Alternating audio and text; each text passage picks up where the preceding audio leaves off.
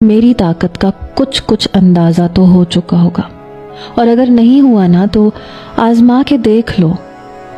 मैंने कहा मैं तुमसे मोहब्बत नहीं करती, खुदा के लिए मेरी जिंदगी से चुपचाप चले जाओ जैसे चुपचाप आए हो, मेरे नजदीक तुम्हारी कोई अहमियत नहीं है। वो कहने लगा ये तो तुम झूठ बोल रही हो, अहमियत तो है, मुझे देखने के लिए तो बहुत बेचैन हो। ये कह के हंसने लगा। कभी क्लास के लड़कों को देखती हो, कभी यूनिवर्सिटी में पास से गुजरने वाले लड़कों को देखती हो, सबके चेहरों में मेरा चेहरा ढूंढने की कोशिश करती हो। ये सब ऐसे ही तो नहीं होता।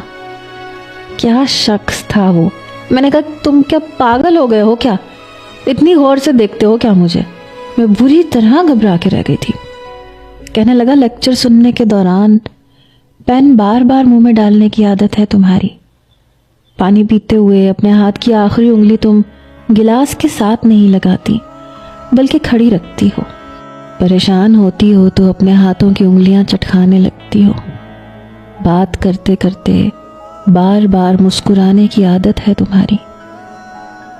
वो मेरी एक एक बात से वाकिफ था, इतना कि जितना मैं भी अपनी इन छोटी छोटी आदतों से वाकिफ नहीं थी। कौन था वो? फिर कहने लगा तुमने कभी खुद पे गौर नहीं किया जितना मैं तुम्हें गौर से देखता हूँ। तुम्हें अंदाजा नहीं है मैं तुम्हें कितना चाहता हूँ नताशा मैम। इससे पहले कि वो कुछ और कहता मैंने फ़ोन बंद कर दिया, बल्कि फ़ोन ऑफ कर दिया। पता नहीं क्यों लेकिन मैं डरने लगी थी। खौफ के मारे मेरी आंखों से आंसू बहने लगे थे। बिनिश कहने लगी यार क्या हुआ तुम्हें? मैंने कहा तुम नहीं जानती बिनिश, वो हर पल मुझे देखता है, पता नहीं कहाँ कहाँ कैमरे लगा रखे हैं। मैं अपने उस कमरे को देखने लगी। वो कहने लगी क्यों परेशान हो रही हो, यहाँ कुछ नहीं है, यहाँ कोई नहीं आ सकता। वो जो कोई भी है वो यूनिवर्सिटी में है, तुम्हें हिरासा कर रहा है, लड़कियां वैसे भी कमज़ोर होती हैं इसलिए। मैंने कहा बीना मैं बहुत परेशान हो गई हूँ, मुझे बहुत डर लग रहा है।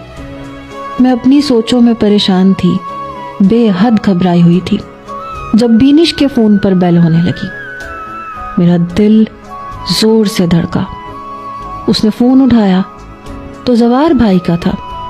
वो कहने लगे क्या नताशा आपके पास बैठी है? फ़ोन बंद है उसका। वो कहने लगी हाँ वो शायद वो फ़ोन चार्ज नहीं है उसका, मैं बात करवाती हूँ। वो कहने लगी नताशा तुम्हारे भाई का फ़ोन है। मैंने मोबाइल उससे लेकर कान से लगाया तो वो कहने लगे नताशा आगा जी की तबीयत बहुत ख़राब है,